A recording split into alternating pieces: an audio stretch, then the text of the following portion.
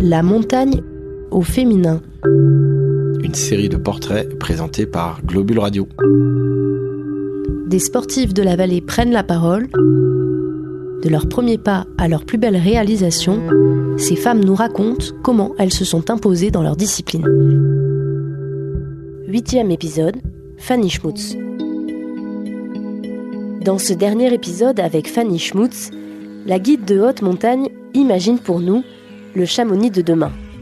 Avec le réchauffement climatique qui abîme nos montagnes, cet enfant du pays aimerait que la vallée devienne un exemple mondial de respect de l'environnement. Je me fais pas trop de soucis pour notre métier parce qu'en fait, je pense qu'il y aura toujours de quoi faire, il y aura toujours des gens qui viendront en montagne. Après, ce qui est vrai, c'est que je pense que l'environnement dans lequel on évolue là-haut est de plus en plus dangereux, donc notamment par rapport aux chutes de pierre, par rapport aux glaciers, aux moraines. Je pense qu'on fait un métier plus dangereux qu'il y a quelques années. Les conditions notamment les courses de neige l'été changent énormément. Au mois d'août, ça devient compliqué d'être là-haut. Les saisons se décalent un peu. À la place de faire juillet, août à fond, on va plutôt faire mai-juin maintenant, mai-juin, juillet. Donc le métier, il change vraiment et je pense que nous, on a un réel challenge avec l'évolution de notre métier, voir comment on va faire. Après, je pense qu'on aura toujours du travail, mais qu'il faut quand même qu'on s'adapte et qu'on se réveille un peu, je pense. Ouais.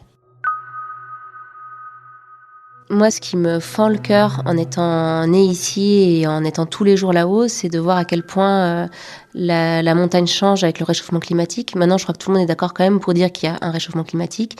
Il y avait des sceptiques à un moment, mais je crois que là, on voit quand même que ça change.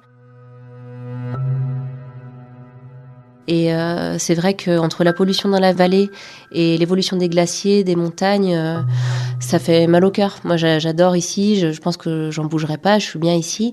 Mais ça fend le cœur de voir l'environnement évoluer dans ce sens-là. Et puis on se sent assez impuissant parce qu'en fait, on fait nos petits. Alors moi, j'essaie d'acheter bio, local, de faire attention à certaines choses. À côté de ça, je prends l'avion 3 fois par an pour faire des expés, donc voilà.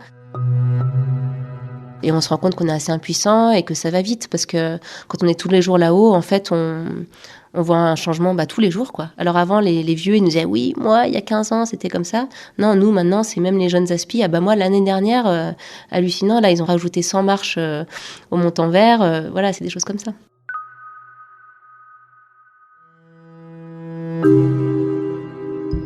Vous écoutez La montagne au féminin.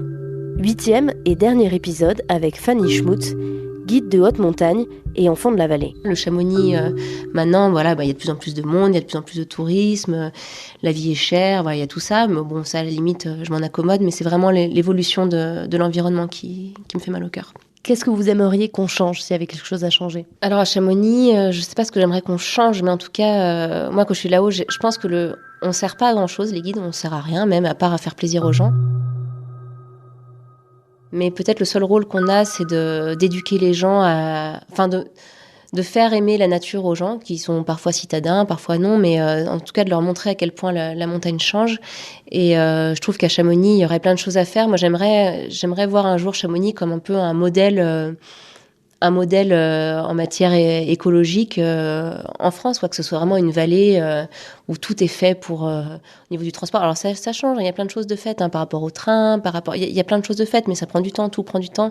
Et puis en fait, ça évolue tellement vite, le réchauffement se fait tellement vite que finalement ça va trop doucement. Mais j'aimerais bien avoir un jour que ce soit la vallée où on va voir comment ça se passe au niveau de l'écologie, un endroit préservé.